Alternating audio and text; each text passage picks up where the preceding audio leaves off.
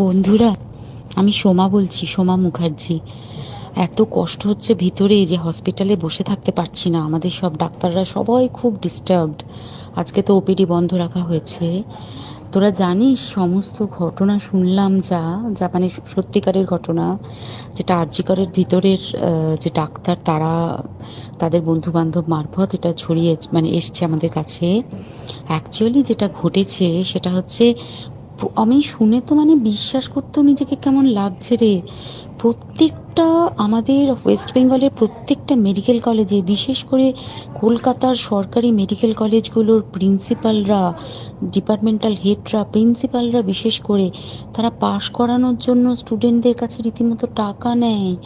যেসব স্টুডেন্টরা, ইন্টার্নরা, পিজিটিরা যারা ভালো করে ক্লাস করে না বা থিসিস তারা জমা দেবে, পিজিতে তো থিসিস জমা দিতে হয়, তো যারা MBBS final year final pass করবে না সাপ্লি পাইয়ে দেবে, ইন্টার্নের কমপ্লিশন দেবে না, ইন্টার্ন হওয়ার পর কমপ্লিশন না দিলে তারা রেজিস্ট্রেশন নাম্বার পাবে না, এই সমস্ত ভয় দেখিয়ে টাকা পয়সা নেয়। সমস্ত জায়গাতেই এটা আছে। এর মধ্যে সব থেকে নিকৃষ্টের থেকেও নিকৃষ্টতম হচ্ছে সন্দীপ ঘোষ, প্রিন্সিপাল, যে তোর আমাদের কি বলে, আরজি কর মেডিকেল কলেজে। সেখানে